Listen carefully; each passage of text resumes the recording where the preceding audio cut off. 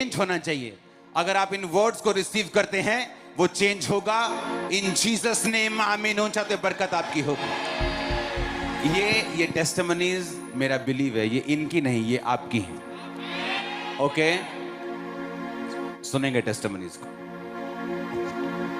और पास्टर जी, ये सुमन मसीह यूएसए से ही हैं, अपनी गवाही दे रहे हैं कि 8 साल से खामरा चर्च के साथ जुड़े हैं। ये कहते हैं और मैरिज के बाद 2008 में जब ये मैरिज हुई तो फर्स्ट प्रेगनेंसी के बाद ये कहते हैं कि इनके बेबी कंसीव नहीं कर पा रहे थे और कहते हैं कि डॉक्टर्स को चेक करवाया इन्होंने, तो डॉक्टर्स ने बताया चेक करके कि इनके एग नहीं बनते और साथ में हस्बैंड के जो स्पर्म्स थे वो ऑलमोस्ट पूरी तरह से डेड ही थे और डॉक्टर ने इन्हें आईवीएफ का सजेस्ट किया यहीं पर यूएसए में। और कहते हैं कि 2016 में 8 साल के बाद, मैरिज के 8 साल बाद जब इन्होंने आईवीएफ करवाया तो कहते हैं ये पूरे कॉन्फिडेंट थे अपने आप में कि अब तो मेडिकली सबसे बेस्ट ट्रीटमेंट करवा रहे हैं, आईवीएफ अब बच्चा हो ही जाएगा। हैप्पी थे, सेटिस्फाइड थे, बिल्कुल फ्री थे। लेकिन कहते हैं एकदम से ऐसा अचानक जब आईवीएफ करवाया तो टोटली फेल हो गया और कहते हैं तब जैसे फेल हुआ कहते हैं हम शॉक्ड हो गए कि ये हमारे साथ कैसा हो गया, क्योंकि हमने तो ये सोचा ही नहीं था। कहते पूरी फैमिली भी शॉक्ड थी, सारे परेशान थे और ये लोग ताने मारने लगे कि अब बेबी कभी भी हो नहीं सकता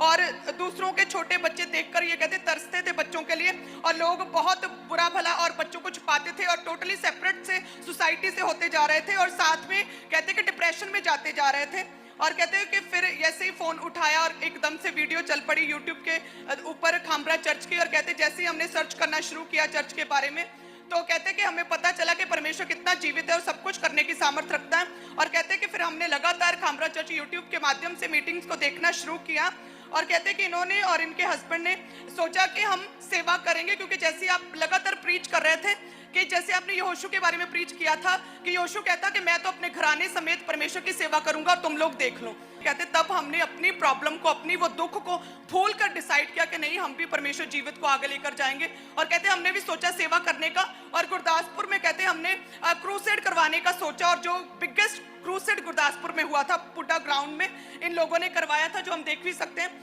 और वो कहते गुरदासपुर क्रूसेड करवाया और बड़े लोग चेंज हुए, बड़े लोगों के दिल खुले, बिग टेस्टिमनीज वहां पर थी, बिगेस्ट क्रूसेड हुआ और कहते हैं कि परमेश्वर प्रसन्न हुए। इन्हें लगा कि जैसे हमने परमेश्वर के कामों का बोझ लिया, खुदा भी हमारा बोझ लेगा। कहते हैं ऐसे अंगीकार के साथ इन्होंने सेवा की और वहां पर करवाया था क्रूसेड और उसके बाद कहते हैं कि इनके ब्लेसिंग के वेज ओपन हुए और सितंबर 2018 में कहते हैं कि इन्होंने बेबी कंसीव किया, जो 8 साल से एक बार भी कंसीव नहीं हुआ था। आईवीएफ भी फेल हो चुका था, सेवा की और कहते हैं 2018 में बेबी कंसीव हुआ।